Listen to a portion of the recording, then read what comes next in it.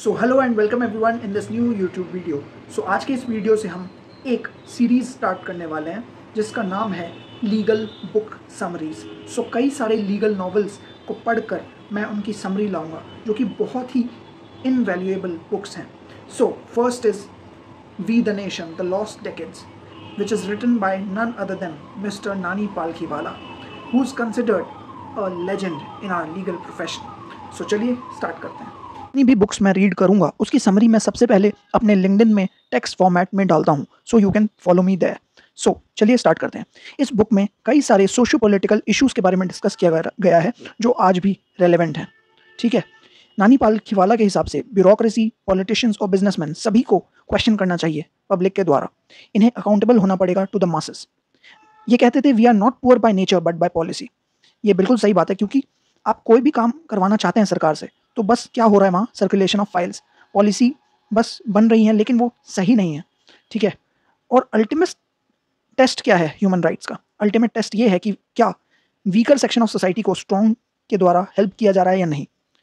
उसके बाद वो कहते हैं कि character assassination is the national sport of India. Democracy में हाईएस्ट ऑफिस प्रेसिडेंट का नहीं बल्कि एक सिटीजन का है। डेमोक्रेसी का ग्रेटेस्ट ड्रॉबैक यही है कि वो मीडियोक्रिटी को पावर में लाता है, यानी कि हमारे नेता आप देख सकते हैं कि कितने मीडियोकर किस्म के हैं, कोई भी ज़्यादातर एजुकेटेड नहीं। हालांकि अब ये थोड़ा बदलने लगा है, लेकिन आज भी इस बात में बहुत ज़्यादा सच्चाई है। हमें क्रॉस नेशनल हैप्पीनेस के तरफ बढ़ना चाहिए ओवर क्रॉस नेशनल प्रोडक्ट। ठीक है, हैप्पीनेस इंडेक्स में जब हम ऊपर चढ़ेंगे तो अपने आप इकोनॉमी भी बूस्ट होगी।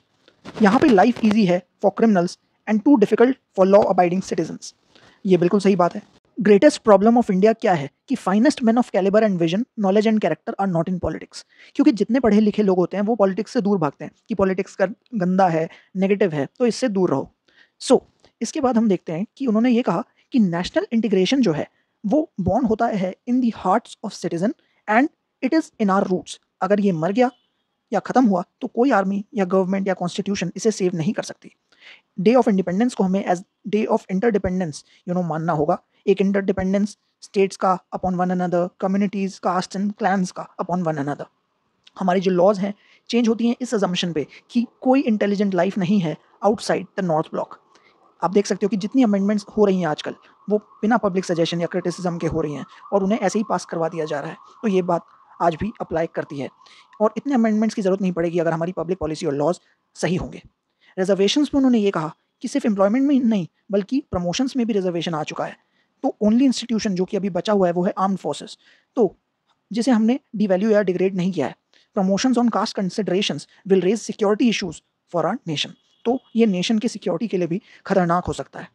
अब bad coins drive out good ones from circulation. Similarly in litigation में अच्छे केस बुरे केसों के पीछे छुप जाते हैं। जस्टिस का शॉर्टकमिंग यही है कि कमर्शियलाइजेशन होने लगा है बहुत ज़्यादा। ठीक है, लोगों को आप देख रहे होगे कि कॉर्पोरेट लॉ में लोग ज़्यादा जा रहे हैं, लिटिगेशन किसी को नहीं करना। एडमिनिस्ट्रेशन भी बहुत कॉम्प्लेक्स हो गया है।